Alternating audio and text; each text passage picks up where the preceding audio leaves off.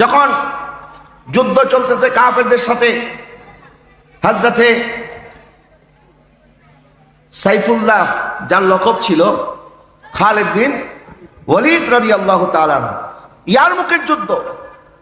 ইয়ারমুকের যুদ্ধ যখন চলছে, খালিদ বিন ওয়ালিদ রাদিয়াল্লাহু তাআলা বলতেছেন, উতলুবুহা ফালাম ইয়াজিদুহা, আমাকে সেটা নিয়ে আসো, পাওয়া যাচ্ছে না। এটা কি জিনিস?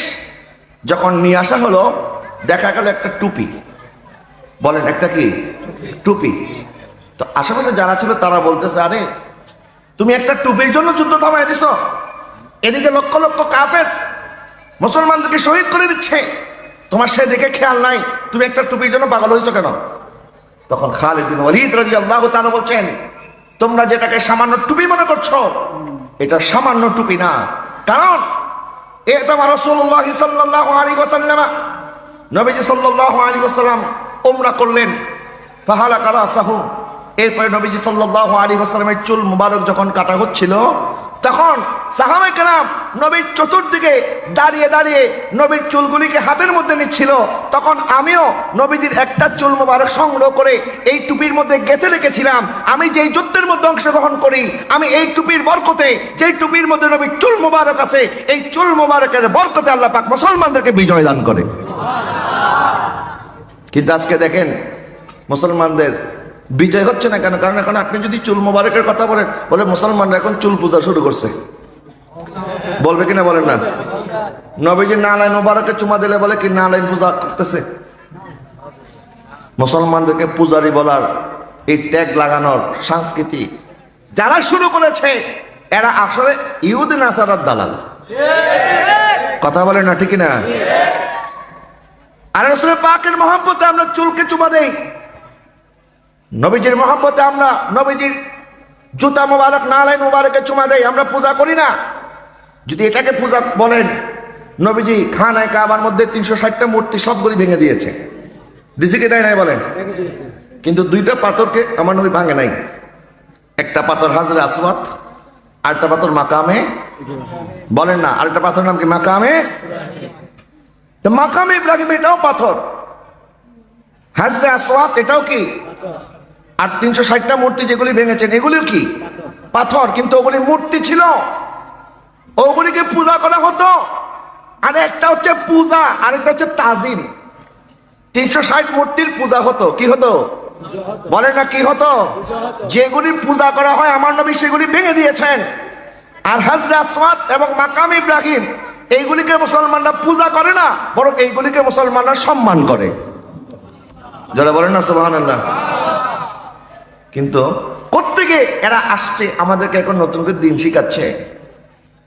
সম্মান কি জিনিস, পূজা কি জিনিস, এটাই তারা বুঝে না। এই জন্য আল্লাহ পাক বলে, তোরা যেহেতু বোঝস না, তোদেরকে লাঠি নিয়ে দাঁড় করাই দেবো, তোরা মন্দির পাহারা দিবি।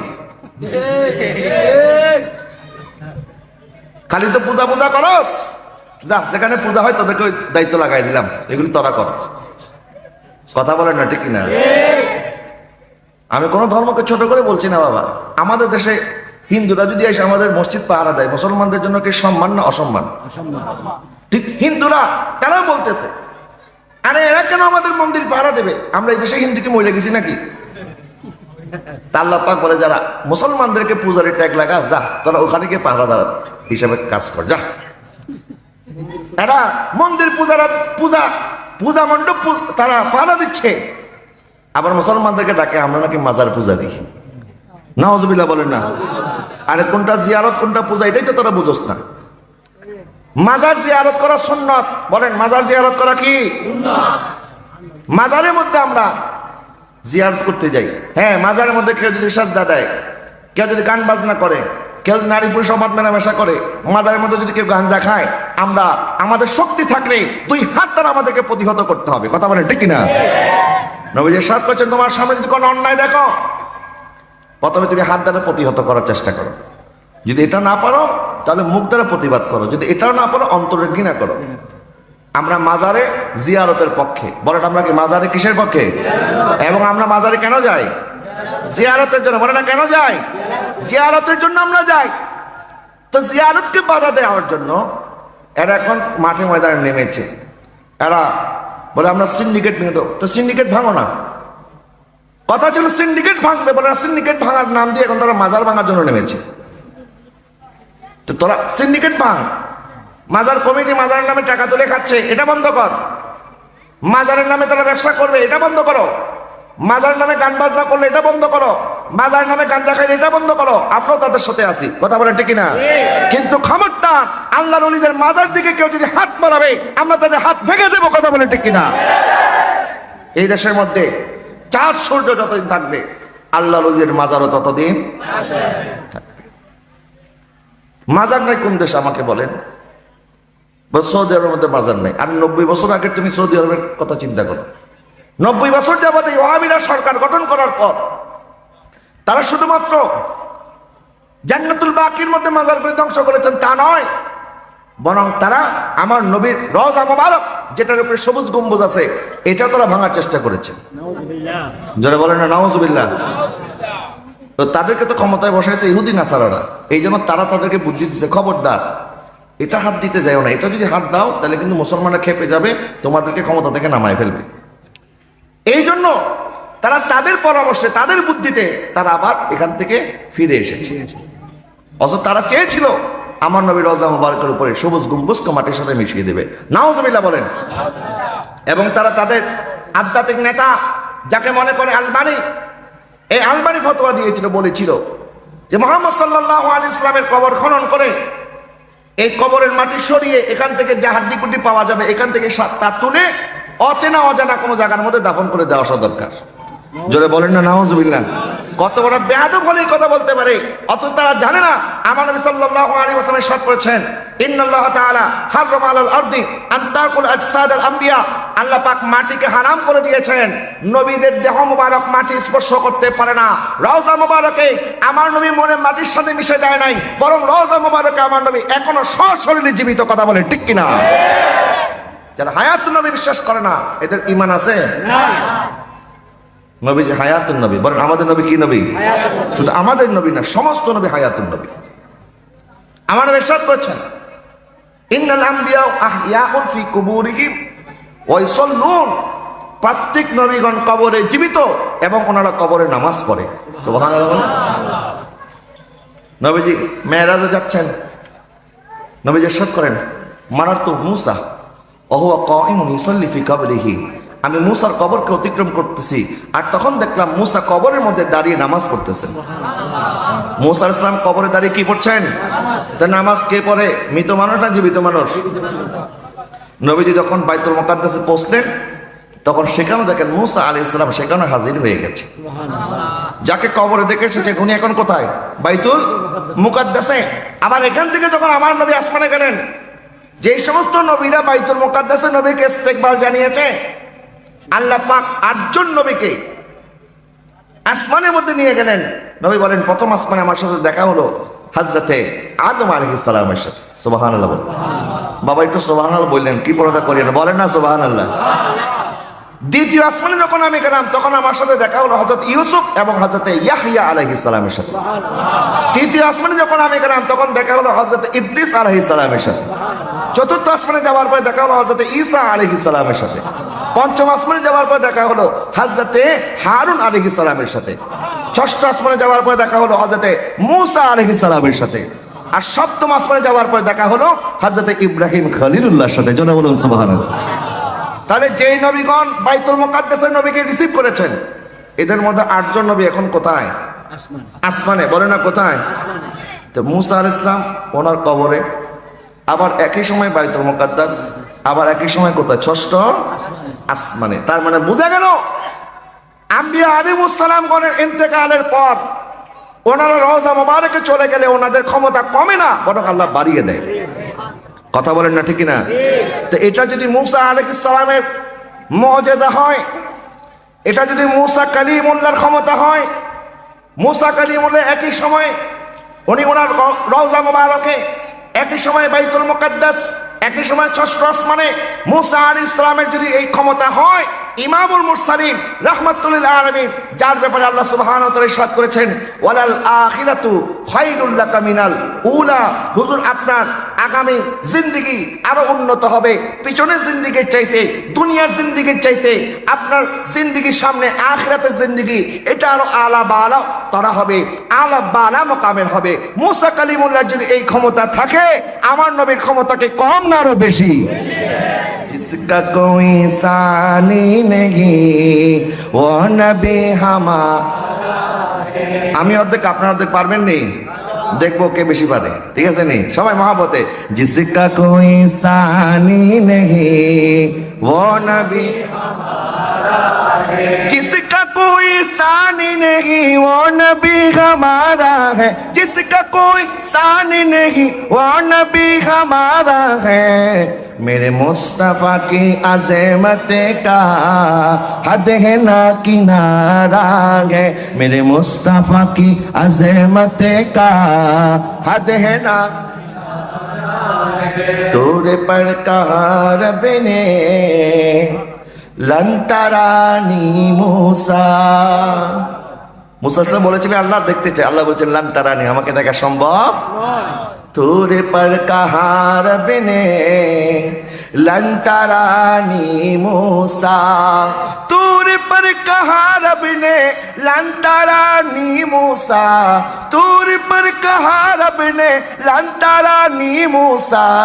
लेकिन मेरे आका को, लेकिन मेरे आका को रब ने अर्श पर बुलाया है, जिसका कोई सानी नहीं वो नबी हमारा है, जिसका कोई सानी नहीं वो नबी हमारा है।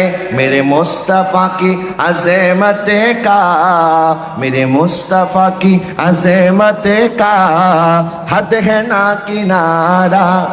बोलें ना सुभान अल्लाह, मोहब्बत आवाज़ बोलें या रसूल अल्लाह, या हबीब अल्लाह। তাহলে সমস্ত আম্বিয়া আলাইহিস সালামকে আল্লাহ পাক যেই ক্ষমতা দিয়েছেন, আমার নবীকে তার চেয়ে বেশি ক্ষমতা দিয়েছেন। এটাই তো ইহুদিরা মানতে পারে না। এরা বলে আমার নবী মুসা শ্রেষ্ঠ, খ্রিস্টানরা বলে আমাদের নবী ঈসা আলাইহিস সালাম শ্রেষ্ঠ। কিন্তু আমরা বলি যেখানে সমস্ত নবীদের মধ্যে আল্লাহ পাক ইব্রাহিম খলিলুল্লাহকে সর্বোচ্চ সপ্তম আসমান পর্যন্ত স্থান দিয়েছেন, আর আমার নবী সেখান থেকে চলে গেলেন সিদরাতুল মুনতাহা। জিবরিল বলে হুজুর আপনি এখন থেকে একা একা যাইতে হবে। নবী বললেন জিবরিল তুমি যাইবা না? বলে না হুজুর, আমি যদি আরেক কদম আগাই আমার 600 নূরের পাখা জ্বলে ছাই হয়ে যাবে। জোরে বলেন না সুবহানাল্লাহ। তখন নবীজি সাল্লাল্লাহু আলাইহি ওয়াসাল্লাম বলেন, এই জিবরিল তোমার মনে আসেনি যখন ইব্রাহিম আলাইহিস সালামকে আগুনে নিক্ষেপ করা হচ্ছিল, তখন তুমি বলেছিলে হে ইব্রাহিম খলিলুল্লাহ আপনি কি আমার কাছে কিছু চান, কোনো সাহায্য চান? ইব্রাহিম আলাইহিস সালাম বলেছিলেন তোমার কোনো সাহায্যের আমার দরকার নাই। ইব্রাহিম আলাইহিস সালামের এই জবাব শুনে জিবরিল তুমি বলেছিলে আচ্ছা খলিলুল্লাহ আমার কোনো সাহায্য আপনার দরকার নাই, কিন্তু আপনি আমাকে বলেন আপনার কথাটা আপনার রবের কাছে পৌঁছিয়ে দেব। তখন ইব্রাহিম আলাইহিস সালাম জবাব দিয়েছিলেন আমি তোমাকেও কোনো কথা বলবো না, কারণ আমার রব আমার খবর তোমার চেয়ে ভালো জানে। তিনি যদি চান আমাকে আগুনে নিক্ষেপ করা হোক, আমি ইব্রাহিম আগুনে ঝাঁপ দিতে রাজি আছি। সুবহানাল্লাহ বলেন না। সুতরাং আমার রব যা মঞ্জুর করেছে আমি ইব্রাহিমও সেটার মধ্যে খুশি আছি। সুবহানাল্লাহ বলেন না। বলে সেদিন তুমি ইব্রাহিম খলিলুল্লাহকে বলেছিলেন কিছু চাই কিনা? ইব্রাহিম খলিলুল্লাহ কিছু চায় নাই, আর আজকে তুমি যাইতে পারতেছো না, আমি নবী যাচ্ছি আল্লাহর কাছে। এখন তুমি বলো তুমি জিবরাইল আমি নবীর মাধ্যমে আল্লাহর কাছে কিছু চাও কিনা? জোরে বলেন না সুবহানাল্লাহ। খলিলুল্লাহ যাকে জিবরাইল বলেছিল কিছু চান কিনা, আর হাবিবুল্লাহ জিবরাইলকে জিজ্ঞাসা করছে জিবরাইল এখন তুমি বলো তুমি কিছু চাও কিনা? জিবরাইল আলাইহিস সালাম বলেন হুজুর আজকে একটা বড় সুযোগ পেয়ে গেছি, আপনি নবীর দরবারে আমি এটা আরজ করছি, আপনি রব্বে বারি তাআলার দরবারে আমার পক্ষ থেকে এই সুপারিশ আপনি করবেন, আল্লাহর কাছে আমার এই দোয়াটা পৌঁছে দিবেন। আমার রব্বুল আলামিন আমি জিবরাইলকে যেন এই ক্ষমতা দান করে কাল কিয়ামতের ময়দানে আপনার গুনাহগার উম্মত যখন পুল সিরাতের পুল পার হতে পারবে না, আমি জিবরাইলের 600 নূরের পাখা তাদের পায়ের নিচে বিছিয়ে দেব, তারা আমার পাখার উপরে ভর করে জান্নাতে চলে যাবে। একটা যারা বলেন না সুবহানাল্লাহ। দেখেন জিব্রিল চাইলেন তো চাইলেন, কি জিনিসটা চাইলেন? কারণ জানে আমার নবী উম্মতের কথা বললে বেশি খুশি হবে। আপনার বাচ্চাকে কেউ যদি চকলেট কিনে দেয়, আসলে বাচ্চারে দেয় নাই, বাচ্চার বাবার মন জয় করতে চেয়েছে, ঠিক কিনা বলেন না? বাচ্চাকে দেখতে গেলে অনেক সময় ছোট্ট বাচ্চা হয়েছে, বাচ্চার হাতের মধ্যে 500 টাকার নোট ধরায় দেয় না? তো বাচ্চাকে 500 টাকার নোট চিনেনি, দিছে কেন? বাচ্চার মা বাবাকে খুশি করার জন্য, ঠিক কিনা বলেন না? কারণ আপনি জানেন বাবার সামনে বাচ্চার কথা বললে বাচ্চা বেশি খুশি হবে। এই জন্য বাবার মন জয় করার জন্য আমরা বাচ্চাকে আদর করি, বাচ্চাদেরকে হাদিয়া দেই। ঠিক একইভাবে জিবরিল জানে ইব্রাহিম খলিলুল্লাহ যেখানে যাইতে পারে নাই, মুসা কালিমুল্লাহ যেখানে যাইতে পারে নাই, আজকে আমার নবী হাবিবুল্লাহ আল্লাহর মাহবুব সেখানে চলে যাচ্ছে। আজকের নবীর মন যদি জয় করতে হয়, নবীকে উম্মতের কথা বলতে হবে, উম্মতের কথা বললে নবীর মন জয় করা যাবে। আমার নবী উম্মতের কথা শুনলে বেজার হয় না খুশি হয়? তাহলে উম্মত নবীর কথা শুনলে কি বেজার হওয়ার কথা না খুশি হওয়ার কথা? কিন্তু আজকাল কিছু নামদারি মুসলমান যাদের সামনে নবীর প্রশংসা করলে এদের মুখ বেজার হয়ে যায়। মাহফিল শুনতেছে, মিলাদ ক্যাম্প শুরু হয়েছে, বাস এদিক সেদিক, আছে না নাই? আবার তাবারক নেওয়ার সময় সবার আগে।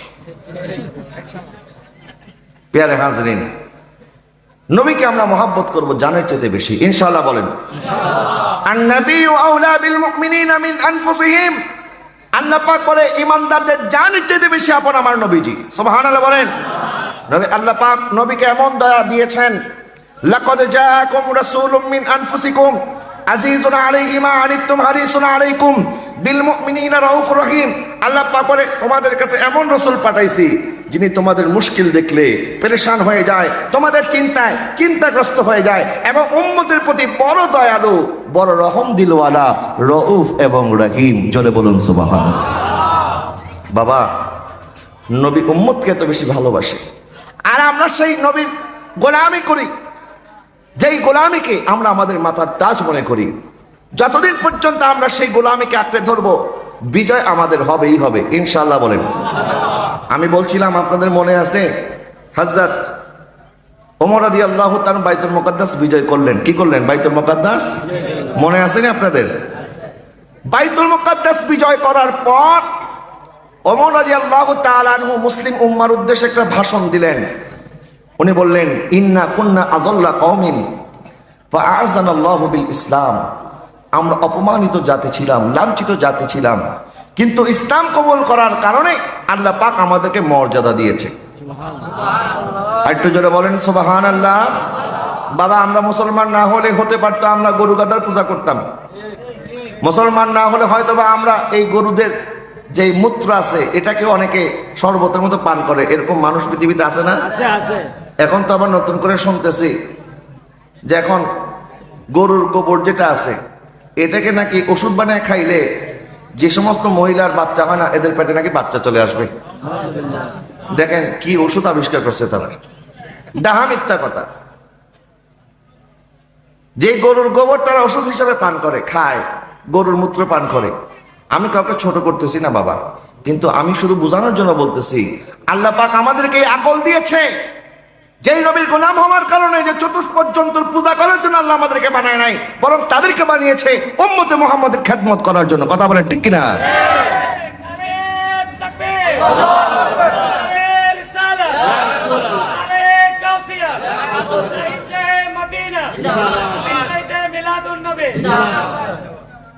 হযরত ওমর বলছেন, ফা মাহমাল নাতবুল ইজ্জাতা বিগাইরি মা আ'আযানাল্লাহু বিহি আযাল্লানাল্লাহ।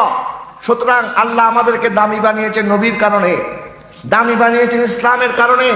যেদিন থেকে আমরা ইসলাম ছেড়ে দেব, রাসূলের গোলামি ছেড়ে দেব, ওই দিন থেকে আর আমরা ইজ্জত পাবো না, আমাদের আবার জিল্লতি শুরু হবে। কথা বলেন না ঠিক কিনা? আজকে মুসলমান পৃথিবীর মধ্যে নির্যাতিত, নিপীড়িত, অবহেলিত কেন? কারণ মুসলমানদের ভিতরে আমার নবীর আদর্শ নাই, নবীর মহব্বত নাই, নবীর প্রেম নাই, নবীর জন্য জীবন দিতে রাজি না। নেতা বলে নেতার পিছনে দৌড়ায় চলে যায়, নবীর কথা বললে আসে না। এরকম আসে না নাই? বাবা, আমাদের জীবন অনেক সংক্ষিপ্ত।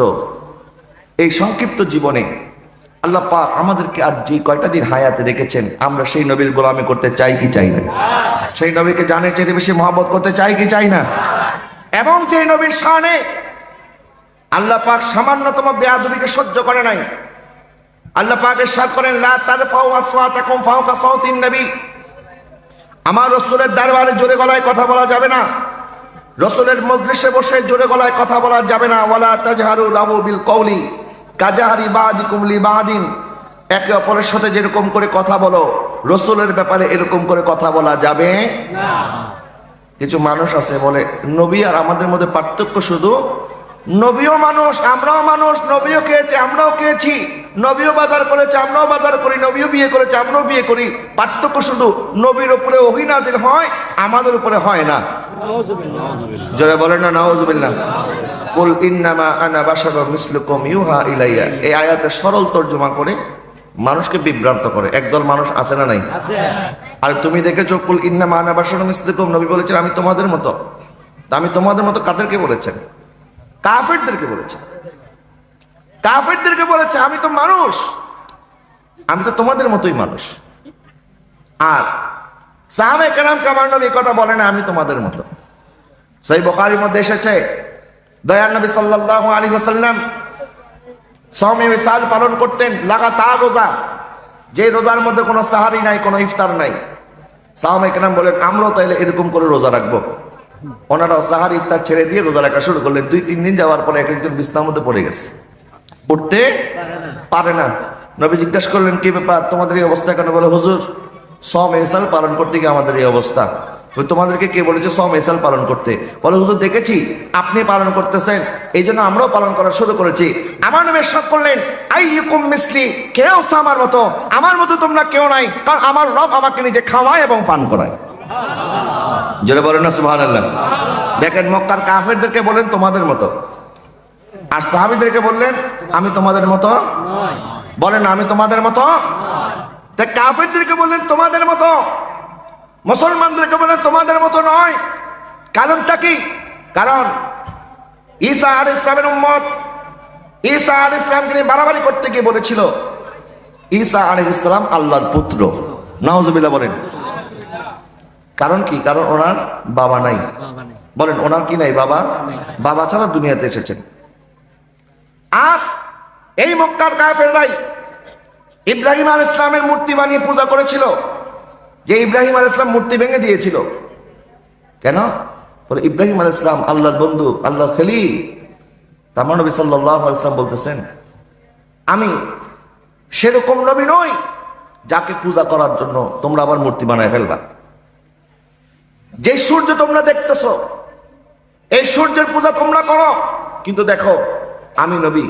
ইব্রাহিম আলাইহিস সালাম যখন নমরুদকে চ্যালেঞ্জ করলো, নমরুদ আমার রব একজন, তিনি হচ্ছেন আল্লাহ। বলেন তিনি কে? আল্লাহ। নমরুদ বললেন তোমার আল্লাহ কি পারে আমি পারি না? বলে আমার আল্লাহ মৃত্যুকে জীবিত করে, জীবিতকে মৃত্যু করে, তুমি তো এটা পারো না। বলে কে বলতে পারি না? আমিও তো পারি। বলে কিভাবে? বলে এক কাজ করো, একটা মৃত্যুদণ্ডপ্রাপ্ত আসামিকে জেলখানা থেকে নিয়ে আসো। তো জেলখানা থেকে জেলার মৃত্যুদণ্ডপ্রাপ্ত আসামিকে নিয়ে আসছে। জিজ্ঞাসা করতেছে এই তোমার কি অবস্থা, কেমন আছো? বলে ভালো নাই, কারণ কালকে আমার মৃত্যুদণ্ড কার্যকর করা হবে।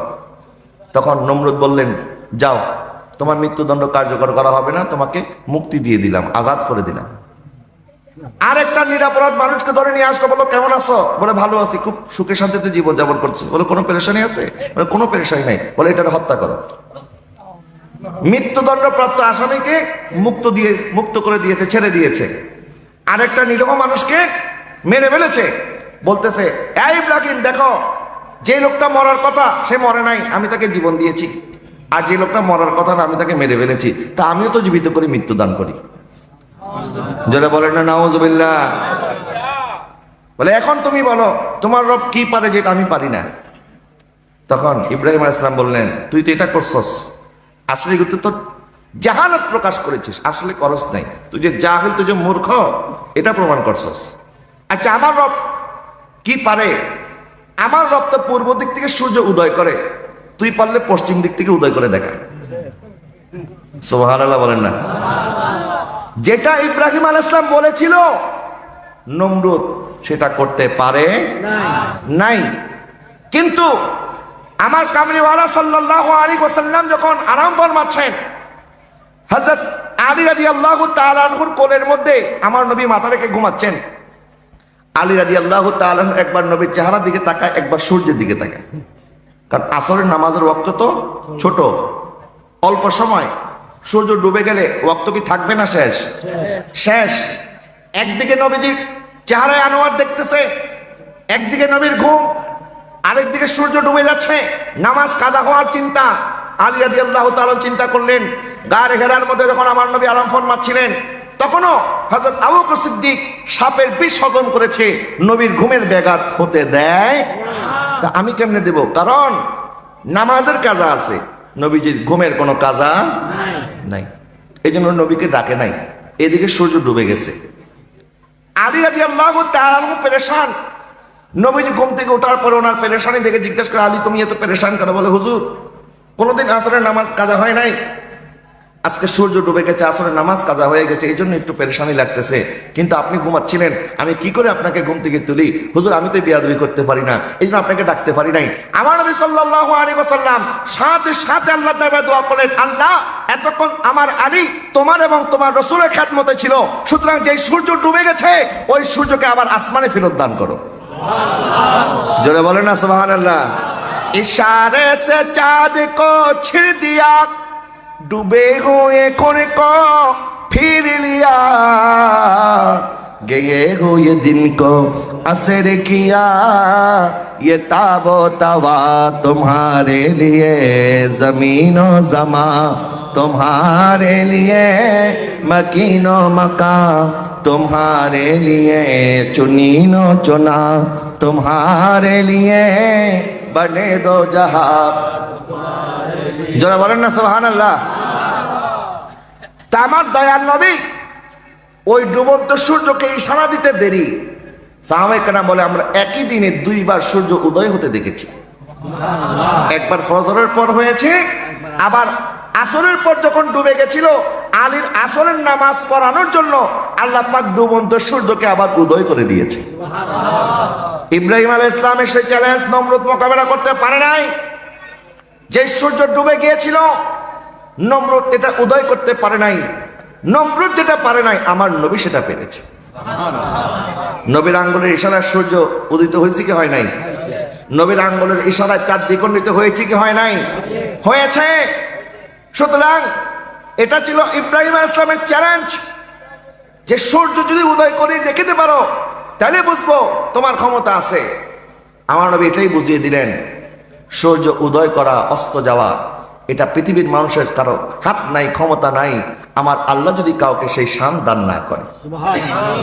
নবী যে সূর্য উদয় করেছেন, এটা কি নবীর ক্ষমতা না আল্লাহর ক্ষমতা? বলো না, ক্ষমতা দেওয়ার মালিক কে? আল্লাহ। আমার নবী বললেন, কুল ইন্নামা আনা বাশারুম মিসলুকুম, হাবিব আপনি তাদেরকে বলে দিন আমি তোমাদের মতো মানুষ। এই আবু জেহেল, এই উতবা, এই সায়বা, যে ঈসা আলাইহিস সালামের বাবা ছিল না, তারা ঈসা আলাইহিস সালামকে নিয়ে বাড়াবাড়ি করে বলেছিল আল্লাহর পুত্র। আমি আল্লাহর পুত্র নই, আমি আল্লাহর রাসূল। যেই ইব্রাহিম খলিলুল্লাহ চ্যালেঞ্জ মোকাবেলা করতে গিয়ে নমরুদ সূর্য উদয় করতে পারে নাই, আমি নবী সেটা করেছি। এটা মনে করিও না এটা আমার ক্ষমতা, বরং আমি একজন মানুষ, কিন্তু আমি তোমাদের মতো না। ইউহা ইলাইয়া, আল্লাহ আমার প্রতি ওহী নাজিল করে, তোমাদের প্রতি ওহী নাজিল করে না। এটা শুধু বোঝানোর জন্য নবী বলেছেন। আর সাহাবায়ে কেরামকে বলেছেন, আইয়ুকুম মিসলি, কে আছো আমার মতো? আর আমার মতো তোমরা সাহাবীরা কি? কোন নবী তো আমার নবীর মতো না। যারা বলেন না সুবহানাল্লাহ। কোন নবী আমার মতো নয়। যেখানে হযরতে সুলাইমান আলাইহিস সালামকে আল্লাহ সুবহানাহু ওয়া তাআলা বাতাসের উপরে ক্ষমতা দিয়েছেন, ইনি বাতাস নিয়ন্ত্রণ করতে পারতেন। বাতাসের গতি যত, সুলাইমান আলাইহিস সালাম সেই গতিতে, সেই ক্ষমতায় চলতে পারতেন। সুলাইমান আলাইহিস সালামকে বাতাসের ক্ষমতা, বাতাসের গতি দেওয়া হয়েছে। আর আমার দয়াল নবী সাল্লাল্লাহু আলাইহি ওয়াসাল্লামকে বাতাসের গতি নয়, সূর্যের গতি নয়, আলোর গতি নয়, বোরাক চড়ে আমার নবী যখন রওনা করেছেন, নবী ইরশাদ করেন, বোরাক চোখের পলকে, চোখ যত দূর যায় বোরাক এক কদমে তত দূর যায়। যারা বলেন না সুবহানাল্লাহ। বোরাক তো নবী না, নবীর খাদেম। বলেন, বোরাক কি নবী না নবীর খাদেম? নবীর খাদেম। বোরাক দিয়ে আমার নবী গেলেন বাইতুল মুকাদ্দাস পর্যন্ত। সেখান থেকে তার বোরাক নাই, সেখান থেকে ফেরেশতাদের পাখায় চড়ে আমার নবী গেলেন প্রথম আসমান। সেখান থেকে আল্লাহ পাক আমার নবীকে নিয়ে গেলেন সিদরাতুল মুনতাহা। সিদরাতুল মুনতাহার পরে একটা জান আসলো, যেটার নাম হচ্ছে রফরফ। রফরফ একটা জায়গায় গিয়ে থেমে গেছে, রফরফ আর যাইতে পারে না। সেখান থেকে রফরফ ফিরে চলে এসেছে, আমার নবী একা চলে গেলেন নূরের সাগরে। কত দূর গেলেন? আল্লাহ পাক ইরশাদ করেন, সুম্মা দানা ফাতাদাল্লা ফাকানা কাবা কাউসাইনি আও আদনা। এমন কাছে, আল্লাহ পাক বলে তীর আর ধনুক যত কাছে আমার নবী আমার তত কাছে। একটু জোরে বলেন না সুবহানাল্লাহ। তীর আর ধনুক কতটুক কাছে? তীর আর ধনুকের মধ্যে কোনো ফাসলা আছে, দূরত্ব আছে? কোন ধরনের দূরত্ব নাই। যেরকম কোনো দূরত্ব নাই, একটা আরেকটার সাথে লেগে আছে। আল্লাহ পাক বলেন, সুম্মা দানা ফাতাদাল্লা ফাকানা কাবা কাউসাইনি আও আদনা। তীর ধনুক যত নিকটে, আমার হাবিব আমার তার চাইতে বেশি নিকটে। এবং সেখান থেকে আমার নবী আসলেন। আল্লাহ সুলাইমান আলাইহিস সালামকে ক্ষমতা দিয়েছেন, বাতাসের ক্ষমতা, বাতাসের গতি। আমার দয়াল নবী যখন চলে গেলেন 7 আসমান জমিন ভেদ করে সিদরাতুল মুনতাহা, তারপরে লা মাকানে, সেখান থেকে ফেরত আসার পর আমার নবী দেখে ওযুর পানি এখনো পড়তেছে, দরজার যে কপাট তখনও নড়তেছে। আমার নবীর ক্ষমতা কি কম না বেশি? তাইলে এই যে আমার নবী বুঝাই দিলেন, তোমরা প্রত্যেক আমার মতো হবা। আইয়ুকুম মিসলি, কে আছো আমার মতো? আমার মতো কেউ নাই। আল্লাহ পাক এটাই বলেছেন। আমার নবী সাল্লাল্লাহু আলাইহি ওয়াসাল্লামকে একে অপরকে যেভাবে তোমরা ডাকো, একে অপরের সাথে যেভাবে কথা বলো, আমার নবীজির শানে এরকম করে কথা বলিও না। বরং যেখানে আল্লাহ পাক নিজেও কখনো নবীকে ইয়া মুহাম্মদ বলে নাই। সুবহানাল্লাহ বলেন না? আল্লাহ পাক কোরআনের মধ্যে বলেছেন, ইয়া আদম উসকুন আনতা ওয়া যাওজুকাল জান্নাহ। হে আদম, তুমি এবং তোমার স্ত্রী জান্নাতে বসবাস করো। আল্লাহ এখানে আদম আলাইহিস সালামকে নাম ধরে ডেকেছেন। বলেন না, কি ধরে ডেকেছেন? নাম ধরে। তারপরে ইয়া নূহ বলেছেন, ইয়া ইব্রাহিম বলেছেন, ইয়া ইব্রাহিম কদ সাদ্দাকতা রুইয়া। এরপর আল্লাহ সুবহানাহু ওয়া তাআলা জাকারিয়া আলাইহিস সালাম বলেছেন, ইয়া জাকারিয়া ইন্না নুবাশশিরুকা বিয়াহইয়া। হে জাকারিয়া, আমি তোমাকে তোমার সন্তান ইয়াহইয়া সুসংবাদ দিচ্ছি। আল্লাহ পাক হযরত মূসা আলাইহিস সালামকে ডেকেছেন, ঈসা আলাইহিস সালামকে নাম ধরে ডেকেছেন ইয়া ঈসা। সমস্ত নবীদেরকে আল্লাহ সুবহানাহু ওয়া তাআলা ডাকার সময় নাম ধরে ধরে ডেকেছেন, কিন্তু কোরআনে কোথাও আমার নবীকে আল্লাহ পাক ইয়া মুহাম্মদ বলে নাই, ইয়া আহমদ বলে নাই। যখন ডাকার সময় এসেছে, কখনো ইয়াসিন বলে ডেকেছেন, কখনো তাহা বলে ডেকেছেন, কখনো ইয়া আইয়ুহাল মুজাম্মিল বলেছেন, কখনো ইয়া আইয়ুহাল মুদ্দাসসির বলেছেন, কখনো কদ জাআকুম মিনাল্লাহি নূর বলেছেন, কখনো বাশীরান নাযীর বলেছেন, কখনো সিরাজাম মুনীর বলেছেন, কখনো ইয়া আইয়ুহান নবী বলেছেন, কখনো ইয়া আইয়ুহার রাসূল বলেছেন, আবার কখনো মুহাম্মদুর রাসূলুল্লাহ বলেছেন। সুবহানাল্লাহ। আর তো যারা বলেন না সুবহানাল্লাহ। কবি ইয়াসিন, कभी तोहा, कभी वल लैलाया, जिनकी कसमें मेरा रब खाता है, जिनकी कसमें मेरा रब खाता है, कितने दिलकश मेरे महबूबे की सूरतें होगी। सुबहानाल्लाह বলে। সেই নবীর শান কত মহান! কোরআনের মধ্যে আল্লাহ সুবহানাহু ওয়া তাআলা সূরা যে নাজিল করেছেন, কিছু সূরা আছে মক্কি, কিছু সূরা আছে কি বলেন না, কিছু সূরা, এটা আমাকে হেল্প করতে হবে আপনাদেরকে, আমি অর্ধেক আপনার অর্ধেক। কিছু সূরা মক্কি আর কিছু সূরা কি মাদানী। মক্কি মাদানী কেন? কোরআন তো একটা। কোরআন কয়টা? একটা। অন্য নবীদের উপরে আল্লাহ পাক যখন বগি নাজিল করেছেন, সব জায়গায় নাজিল করে নাই, এক জায়গায় নাজিল করেছেন। যেমন আল্লাহ পাক মূসা আলাইহিস সালামের সাথে কথা বলতে সব জায়গায় না, তুর পাহাড়ে। বলে না, কোন পাহাড়ে? তুর পাহাড়ে।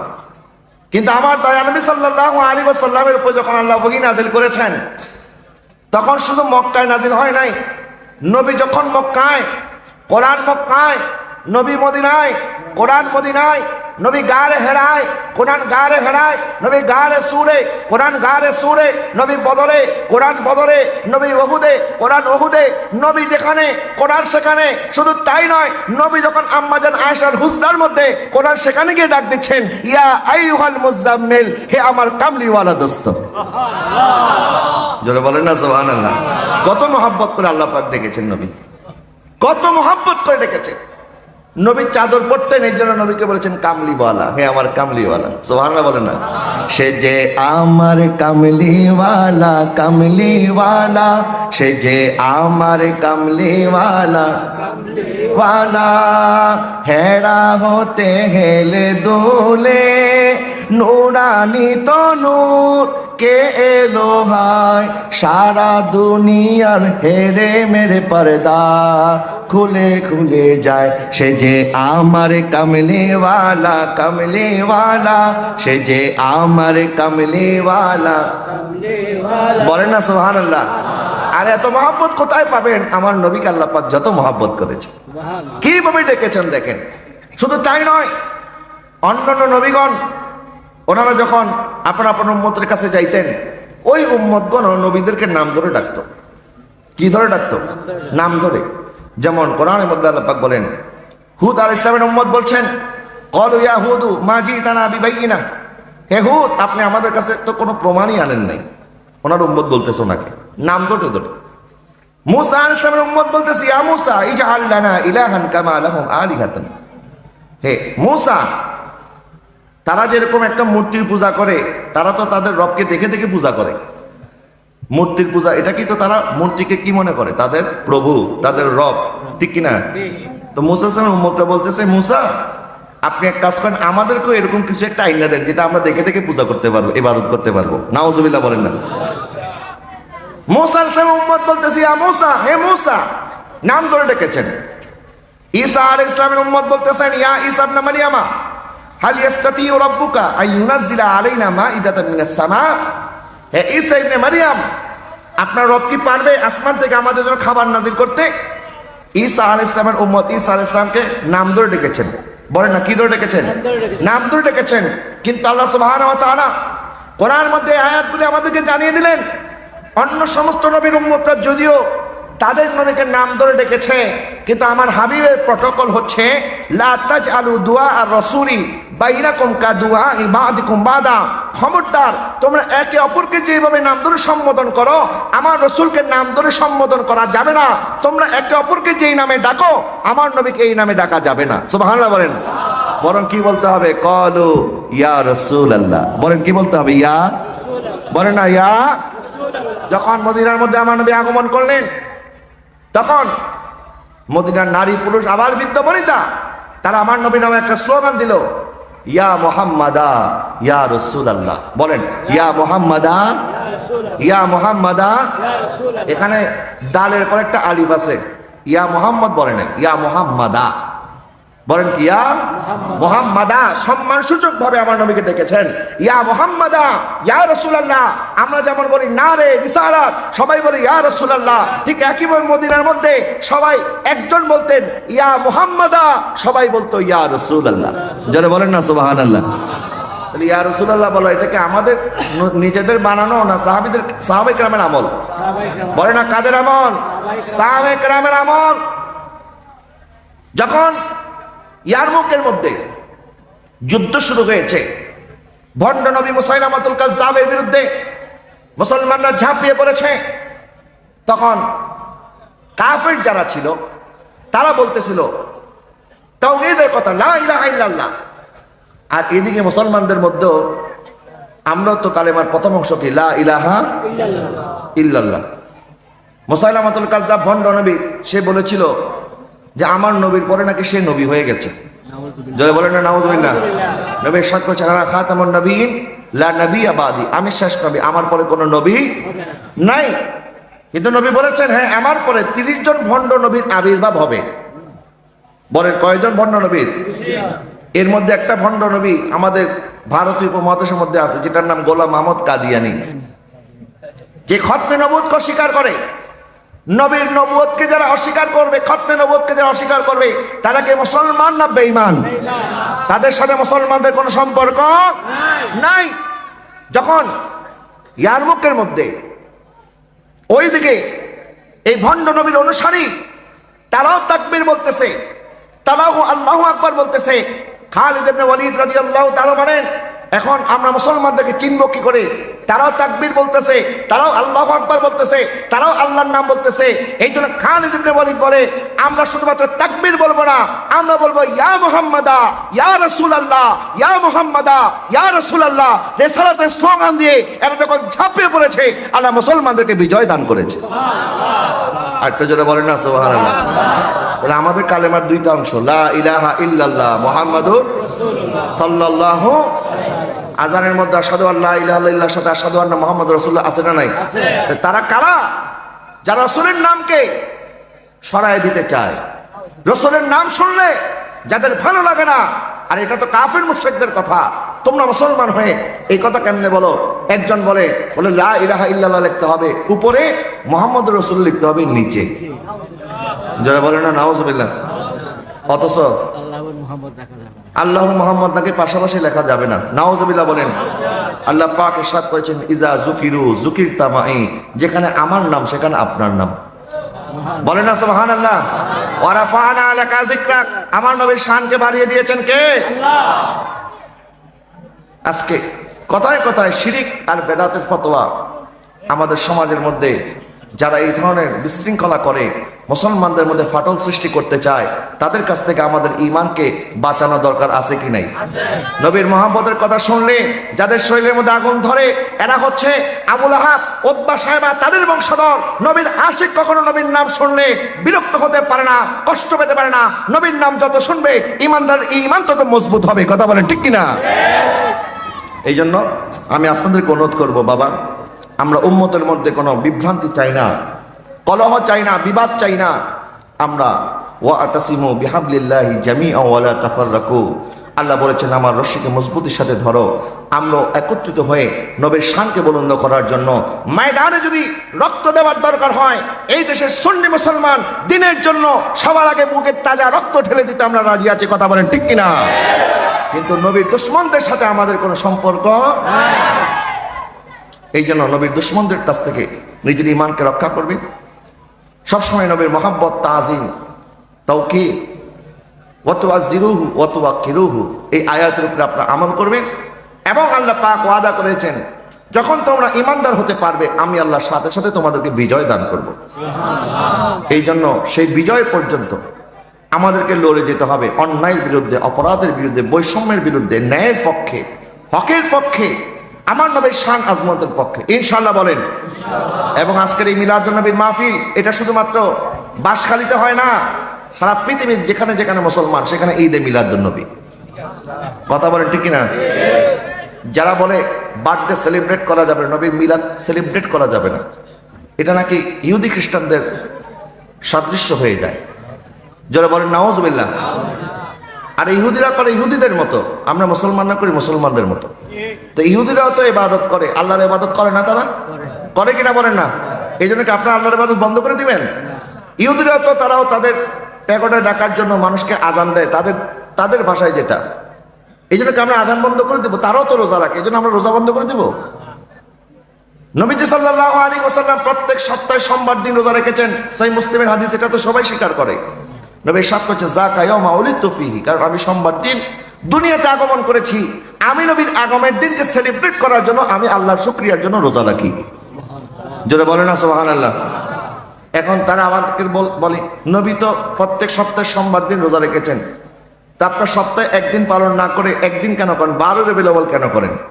নবী করছে প্রত্যেক সপ্তাহে, আপনারা করেন একদিন, আর আমরা তো একদিন করি না। আজকে তো রবিউল আউয়াল মাস না, আজকে অলরেডি রবিউল সানির 2 তারিখ। আমরা কি আজকে মিলাদুন নবী করি নাই? বলেন না, করেছি কিনা? দেখ, আমরা কি একদিন করি? না, আমরা একদিন করি না, বরং 12 রবিউল আউয়াল যেহেতু এই দিনে আমার নবীর আগমন, এই দিনে বিশেষভাবে পালন করা হয়। কেন? এটারও হাদিস আছে। নবীজি সাল্লাল্লাহু আলাইহি ওয়াসাল্লাম যখন মদিনায় পাকে আসলেন, মদিনার ইহুদিরা 10ই মুহররম রোজা রাখতো। বলেন কয় তারিখ? 10ই নবী জিজ্ঞাসা করলেন তোমরা 10ই মুহররম রোজা কেন রাখো? বলে এই দিন আল্লাহ পাক মুসা আলাইহিস সালামকে ফেরাউনের হাত থেকে নাজাত দান করেছেন, এটার শুকরিয়া আদায় করার জন্য মুসা আলাইহিস সালাম রোজা রাখতেন, এই জন্য আমরাও রোজা রাখি। নবী বললেন তাহলে মুসা আলাইহিস সালাম ফা আনা আহাক্কু বি মুসা মিনকুম, মুসা তো তোমাদের চাইতে আমার বেশি আপন, আমার বেশি নিকটে, তো তোমরা যদি মুসার জন্য রোজা রাখতে পারো, আমি নবীও এখন থেকে 10ই মুহররম রোজা রাখবো। জোরে বলেন না সুবহানাল্লাহ। তো নবীজি 10ই মুহররম রোজা রেখেছেন কেন? মুসা আলাইহিস সালামের নাজাতের কারণে। বলে না কার নাজাতের কারণে? যারা বলে বার্থডে সেলিব্রেট করা, নবীর জন্মদিন পালন করা এটা খ্রিস্টানদের আলামত, তাহলে আমাকে বলেন নবী কি ইহুদিদেরকে অনুসরণ করেছেন? না, নবী তো ইহুদিদেরকে অনুসরণ করে নাই। ইহুদিরা ইহুদিদের মতো রোজা রাখে, মুসলমান মুসলমানের মতো রোজা রাখে, ঠিক কিনা বলেন? দুই রোজার মধ্যে পার্থক্য আছে না নাই? নবীজি সাল্লাল্লাহু আলাইহি ওয়াসাল্লাম বলেন ইহুদিরা রোজা রাখে একদিন, আমরাও রোজা রাখবো, তবে একদিন না, আমরা রাখবো কয়দিন? 2 দিন। এই জন্য আশুরা রোজা আমরা রাখি কি রাখি না? এখন আশুরা রোজা আমরা রাখি না? রাখি। এই হাদিসকে সামনে নিয়ে ইবনে কাসির রাহমাতুল্লাহি আলাইহি হযরতে ফাতহুল বারি শাইখ সগীর বুখারী যিনি লিখেছেন, ইবনে হাজার আসকালানী রাহমাতুল্লাহি আলাইহি জগৎ বিখ্যাত মুহাদ্দিস, যার হাদিসের ব্যাখ্যা গ্রন্থ না পড়লে কোনো মানুষ আলেম হতে পারবে না। যাকে আমরা শুধু সুন্নিরা মানি না, এরাও মানে। বুঝছেন তো কারা? যারা মিলাদুন নবী মানে না তারাও কি মানে? তারাও যাকে মানে তিনি ফতোয়া দিয়েছেন এই হাদিসের আলোকে, দয়াল নবী যদি হযরত মুসা আলাইহিস সালামের নাজাতের দিনকে উপলক্ষ করে এটাকে পালন করতে পারেন, মুসা আলাইহিস সালামের নাজাতের চাইতেও যেই নবীর আগমনের কারণে আল্লাহ উম্মতে মুহাম্মদীকে নাজাত দিয়েছেন, সেই নবীর আগমনকে কেন্দ্র করেও মুসলমানরা ঈদে মিলাদুন নবী পালন করতে পারবে। সুবহানাল্লাহ, জোরে বলেন না সুবহানাল্লাহ। পালন করার মধ্যে কোনো অসুবিধা নাই। এখন পালন কেমনে করবেন এটা হচ্ছে প্রশ্ন। আমরা মিলাদুন নবীর মধ্যে আজকে মাহফিলের মাধ্যমে পালন করেছি, আমরা 12 রবিউল আউয়াল রোজার মাধ্যমে পালন করেছি, সোমবার দিন রোজা রাখার মাধ্যমে পালন করেছি, আমরা জুলুসের মাধ্যমে পালন করেছি। এক একজন আমরা এক একভাবে শরীয়ত সম্মত উপায়ে, কোন উপায়ে? শরীয়ত সম্মত উপায়ে, শরীয়তের বাইরে, শরীয়ত যেটাকে অ্যালাউ করে না এমন কোন কাজ আমরা কি করেছি? বলেন আমরা করেছি? মিলাদুন নবীর নামে কি কখনো আপনারা কনসার্ট দেখেছেন? গান বাজনা দেখছেন? নারী পুরুষ অবাধ মেলামেশা দেখেছেন? দেখেন নাই। কিন্তু দুঃখজনক বিষয়, যারা মিলাদুন নবী মানে না এরা সিরাতুন নবী করে। আজকে আমি গাড়িতে আসতে আসতে একটা প্রোগ্রাম দেখলাম, লিখেছেন সিরাতুন নবী উপলক্ষে ইসলামিক সাংস্কৃতিক সন্ধ্যা।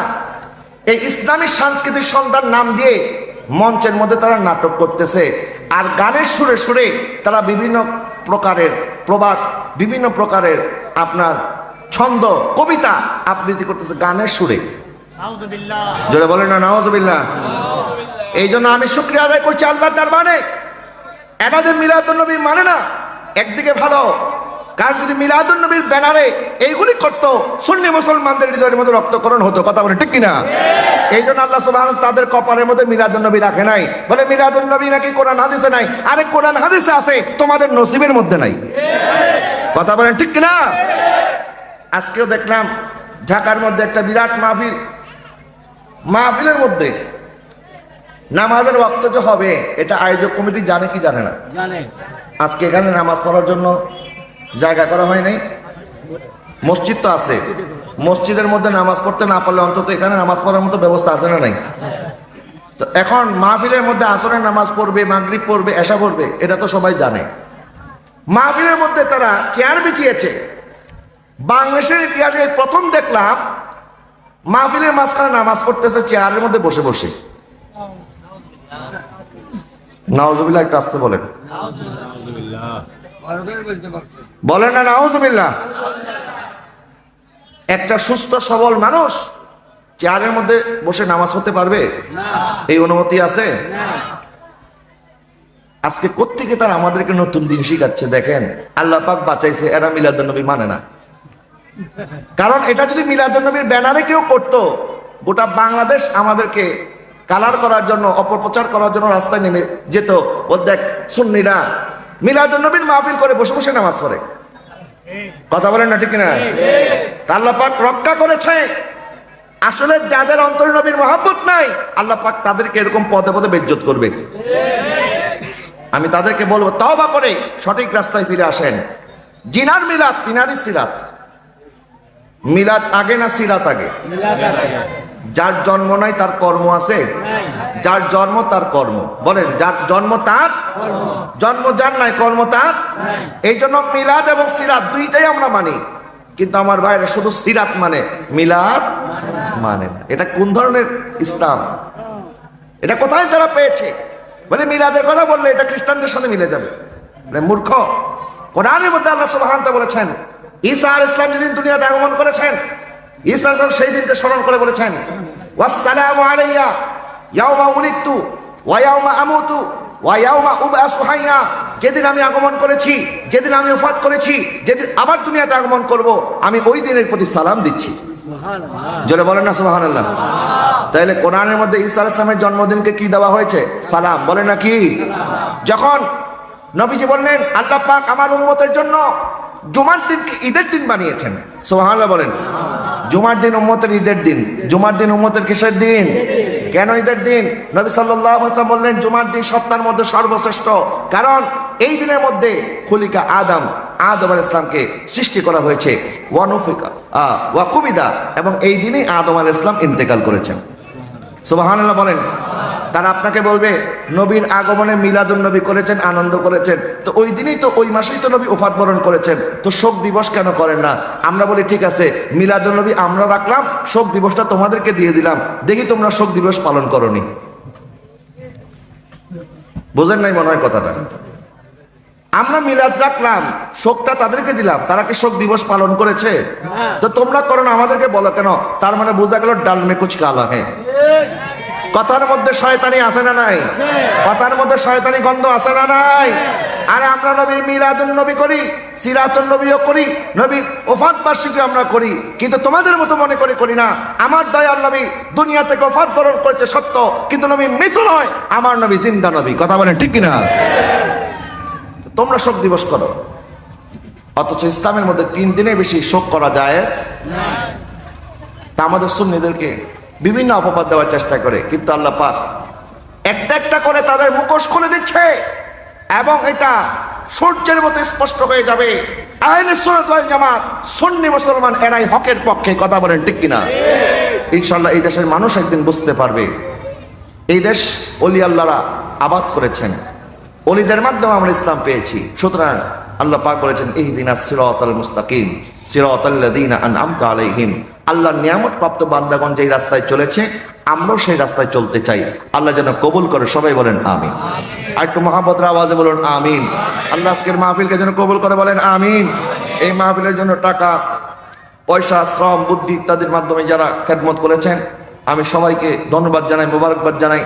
পশ্চিম সাদরপুর ঈদে মিলাদুন নবী সাল্লাল্লাহু আলাইহি ওয়াসাল্লাম উদযাপন পরিষদের সকল ভাইরা যারা আজকের মাহফিলে অংশগ্রহণ করেছেন, আমার ছাত্র সোনার ভাইরা, যুব সোনার ভাইরা, আহলে সুন্নাত ওয়াল জামাতের নেতৃবৃন্দ সহ, বিশেষ করে এখানে নতুন একটি মাদ্রাসা হয়েছে, আমি আপনাদেরকে অনুরোধ করব, আপনার এলাকার ছোট ছোট বাচ্চাদেরকে এই মাদ্রাসার মধ্যে ভর্তি করাবেন, দিনের তালিম শিখাবেন, সুন্নিয়ত শিখাবেন, এবং নবীজি সাল্লাল্লাহু আলাইহি ওয়াসাল্লাম ইরশাদ করেছেন, আদিবু আওলাদাকুম সালাসা খিসালিন, তোমার সন্তানকে 3টা জিনিস শিখাও, হুব্বা নবিয়িকুম ওয়া হুব্বা আহলি বাইতিহি ওয়া কিরাআতিল কুরআন, নবীর ভালোবাসা, নবীর আহলে বাইতের ভালোবাসা, এবং কোরআন তেলাওয়াত। সুবহানাল্লাহ বলেন। এই 3টা জিনিস বুনিয়াদি শিক্ষা। নামাজ, রোজা, হজ, যাকাত সঠিকভাবে কিভাবে পালন করবেন। মারা যাওয়ার পর আপনার সন্তান আপনার জানাজার নামাজটা যেন অন্তত পড়াতে পারে, আপনার কবরে গিয়ে অন্তত যেন রব্বির হামহুমা কামা রব্বায়ানি সগীরা বলে দোয়া করতে পারে। আপনি মারা যাওয়ার পর আপনার জন্য খরচ করে মানুষকে খাবার খাইয়ে অন্তত দোয়া যেন করতে পারে। একদল মানুষ বের হয়েছে এখন, মৃত মানুষ মারা গেলে তার জন্য একটু সওয়াব রেসানি করবে, ফাতিহা করবে, 40 করবে, এগুলিকে বেদাত ফতোয়া দেয়। আছে না নাই? বাবা, এরকম মাদ্রাসায় দিবেন না যে মাদ্রাসায় ভর্তি করাইলে বাবার মৃত্যুর পর বলবে যে তোমার বাবা যা করছে শেষ, এখন তার জন্য আর কিচ্ছু করার দরকার নাই। বলে কিচ্ছু করার দরকার নাই, কাউরে খাওয়ানো দরকার নাই। বলে টাকাগুলি কি করবো? টাকাগুলি আমাদেরকে দিয়ে দাও। টাকাগুলি নাকি এদেরকে দিয়ে দিত। তো এখন মাদ্রাসায় দিলে সওয়াব হবে, মানুষকে খাওয়াইলে কি গুনাহ হবে নি? বলেন, মানুষকে খাওয়াইলে গুনাহ হবে? সাহাবায়ে কেরাম জিজ্ঞাসা করেন, হুজুর আইউল আমালে খায়র, কোন কাজটা সবচেয়ে ভালো? নবী ইরশাদ করলেন আতইমাত আম, মানুষকে খাবার খাওয়ানো। সুবহানাল্লাহ বলেন। মানুষকে খাবার খাওয়ানো এটা ইসলামের একটা সৌন্দর্য। এবং আপনি আপনার মা বাবার নামে মানুষকে খাবার খাওয়ালেও আল্লাহ পাক সেই খাবারের সওয়াব এটা আপনার মা বাবার কবরের মধ্যে দান করবেন। কথা বলেন ঠিক কিনা? আর টাকা পয়সা দান করবে সুন্নি মাদ্রাসায়, যেন এই টাকা পয়সা যারা ব্যয় করবে সুন্নি ছাত্রের পিছনে, তারা নবীর প্রেম শিখবে, অলির প্রেম শিখবে, নবীর বিরুদ্ধে কোনো কথা বলবে না। কিন্তু আপনি এমন একটা মাদ্রাসায় দিলেন যেখান থেকে বের হয়ে এজিদকে বলবে রহমাতুল্লাহি আলাইহি, বলবে এজিদ বড় ভালো মানুষ ছিল, এজিদের কোনো দোষ নাই। এই সমস্ত মাদ্রাসায় টাকা পয়সা দিলে আল্লাহ কি খুশি হবে না নারাজ হবে? এই জন্য কোখানে দিবেন কোথায় দিবেন না এটা একটু বিচার বিশ্লেষণ করে দিবেন। সন্তানদেরকে সুন্নি মাদ্রাসায় পড়াবেন। এখান থেকে একটু বড় হলে চট্টগ্রাম জামিয়া আহমদিয়া সুন্নি আছে, আরো যত সুন্নি প্রতিষ্ঠানগুলি আছে এই সমস্ত প্রতিষ্ঠানে আপনি পাঠাবেন। জামুল আজহার, জামিউল আজহার, আল আজহার বিশ্ববিদ্যালয় 1100 বছর আগে প্রতিষ্ঠিত হয়েছে। এই প্রতিষ্ঠানটা একটা গোটা প্রতিষ্ঠান সুন্নি প্রতিষ্ঠান। আলহামদুলিল্লাহ বলেন না? আমার আগে যিনি বলেছেন যে আমাদের বাংলাদেশের মধ্যে কিছু মানুষ আল আজহারে পড়ে, কিন্তু আজহার পড়ার পরেও আজহারে আকীদা তারা বিশ্বাস করে না। আজহারে পড়ার পরেও আমাদের ওস্তাদরা যা শিখায় এরা বাংলাদেশে এসে এটার উল্টা করে। এরকম কিছু আজহারিও আছে। আমি সেই সমস্ত আজহারি ভাইদেরকে বলবো, মিলাদুন নবীর বিপক্ষে আপনি যে বলেন, আল আজহারে তো আমাদেরকে মিলাদুন নবীর বিরুদ্ধে শিখায় নাই, মিলাদুন নবীর পক্ষে শিখিয়েছেন। এমনকি আমরা যে সাকানে থাকতাম মদিনাতুল বুউস আল ইসলামিয়া, ইসলামিক মিশন সিটি, 104টা দেশের বিদেশি ছাত্ররা যে হোস্টেলে থাকে, এই হোস্টেলের যে মসজিদ, কেন্দ্রীয় মসজিদে আমরা সকল বাঙালি ছাত্র যারা ছিলাম, যেই ঘরানার হোক, সে সুন্নি হোক, কওমি হোক, জামাতি হোক, আহলে হাদিস হোক, লামাযহাবি হোক, যেই ঘরানার, সবাই মিলে আমরা সেখানে ঈদে মিলাদুন্নবী পালন করেছি। এখনো পালিত হয়, এখনো হয়। আমি তাদেরকে বলবো, ভাই আপনাকে সেগুলি বলে গেছেন? আমরা তো বলি নাই। কেন বাংলাদেশের মধ্যে এসে মিলাদুন্নবীর বিরোধিতা করেন? আমাদের এক ভাই বলেছিলেন, যদিও এটা উনি পরবর্তীতে কথা ফিরিয়েছেন, আমি ওনার নাম বলছি না, উনি আমাদের একজন আজহারি ভাই। উনি বলেছিলেন আমাদের আল আজহারের বড় একজন শায়েখ আছেন, আল আজহারের প্রেসিডেন্ট ছিলেন, এখনো উনি জীবিত আছেন। ওনার নাম শেখ আহমদ ওমর হাশেম, যিনি 1 লক্ষ হাদিসের হাফেজ। যারা বলেন সুবহানাল্লাহ। উনি এই 1 লক্ষ হাদিসের হাফেজ, উনি বলেছিলেন উনি নাকি মারা গেছে। যদিও পরবর্তীতে উনি ভুল স্বীকার করেছেন, আসলে উনি মারা যায় না, উনি এখনো জীবিত আছে। এবং উনি প্রত্যেক বছর আল আজহার বিশ্ববিদ্যালয়ের ঠিক অপোজিটে ইমাম হোসাইনের মস্তক মোবারকের মাজার শরীফ, যেখানে মিশরের সকল সুফি ঘরানার লোক সেখানে যায় জিয়ারত করে, আহলে বাইতের মহব্বত যাদের অন্তরে আছে, নবীর আশেকরা সেখানে গিয়ে জিয়ারত করে। এবং সেখানে প্রত্যেক বছর ঈদে মিলাদুন্নবী উদযাপিত হয় রাষ্ট্রীয়ভাবে, টেলিভিশনগুলির মধ্যে লাইভ দেখানো হয়।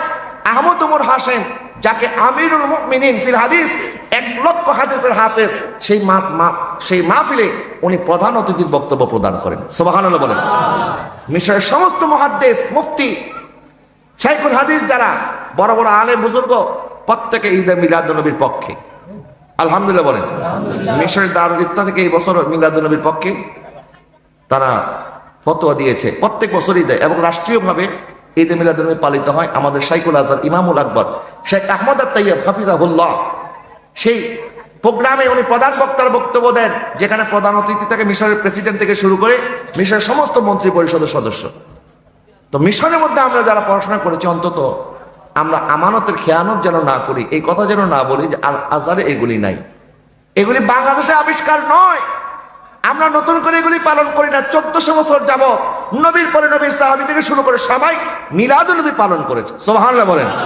কিন্তু পালনের কাঠামো ভিন্ন। আলহামদুলিল্লাহি রাব্বিল আলামিন। আসসালামু আলাইকুম ওয়া রাহমাতুল্লাহি ওয়া বারাকাতুহু।